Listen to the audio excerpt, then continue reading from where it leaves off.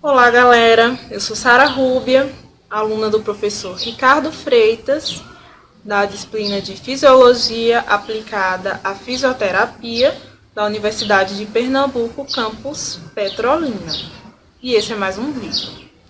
O tema desse vídeo é pressão cerebrovascular transmural e o seu comportamento no exercício com e sem manobra de Valsalva.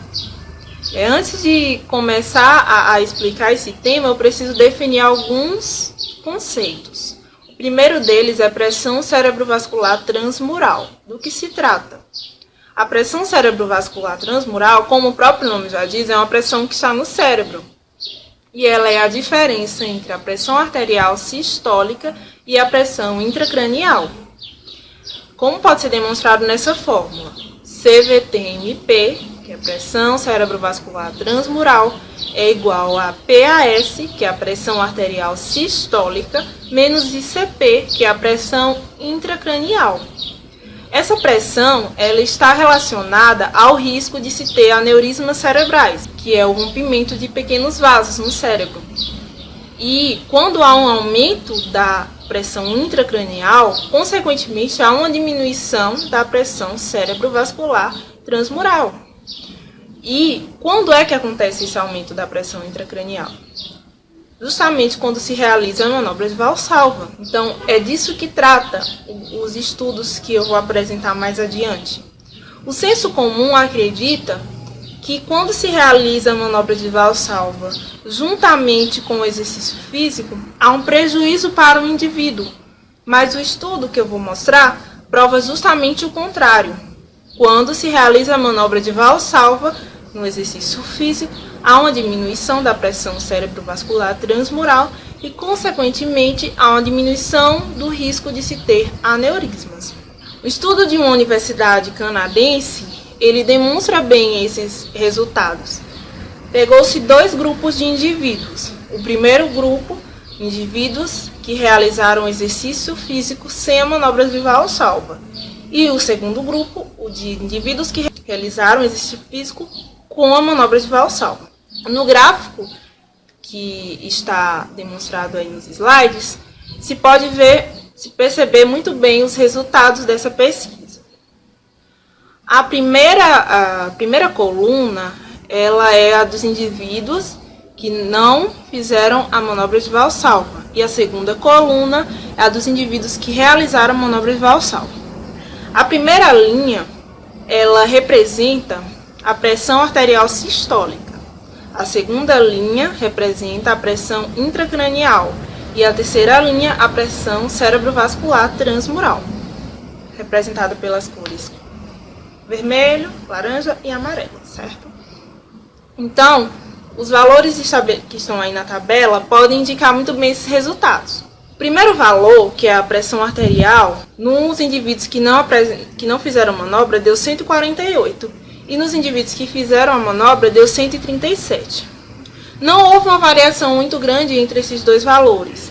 Isso significa que não há uma diferença significativa na pressão arterial sistólica entre indivíduos que fizeram e os que não fizeram a manobra. Já na segunda linha, nós podemos perceber que já existe uma diferença grande entre os dois valores. Nos indivíduos que não realizaram a manobra de Valsalva, a pressão intracranial deu 16. E nos indivíduos que realizaram a manobra de Valsalva, a pressão intracranial deu 31. Então, podemos perceber que houve um aumento na pressão intracranial nos indivíduos que realizaram a manobra de Valsalva.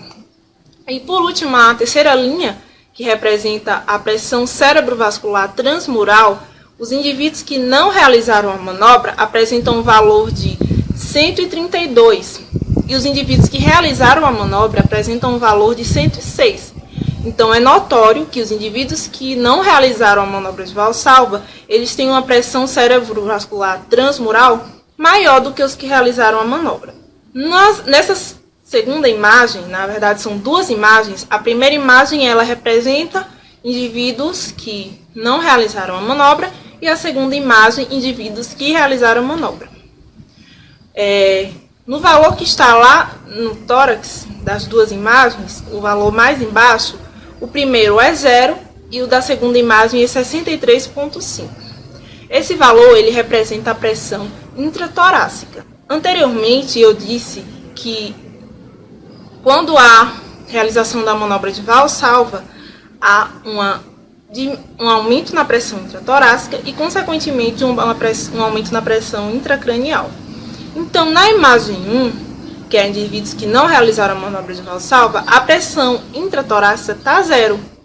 E na imagem 2, que é de indivíduos que realizaram a manobra de valsalva, a pressão intratorácica deu 63,5. Então, essa imagem comprova que há um aumento dessa pressão. O segundo valor que nós vamos observar nessa imagem é a pressão intracranial, que está representada aqui na parte posterior da cabeça, nas duas imagens. Na primeira imagem, a pressão intracranial deu 2. Na segunda imagem, a pressão intracranial deu 63,5. Então, nós podemos perceber também que há um aumento na pressão intracranial quando se realiza a manobra de valsalva. E, por último, são os valores que estão mais lá em cima, nas duas imagens. Na primeira, 224 e na segunda, 261. Esses dois valores eles representam a pressão arterial sistólica. E como eu disse anteriormente, não há grande variação na pressão arterial sistólica. Então é isso, gente. A conclusão desse vídeo é que foi comprovado, através de estudos, que quando se realiza exercício com a manobra de valsalva, há uma diminuição da pressão cerebrovascular transmural e, consequentemente, há uma diminuição no risco de se ter aneurismas. Então, é isso. Obrigada pela atenção e até a próxima.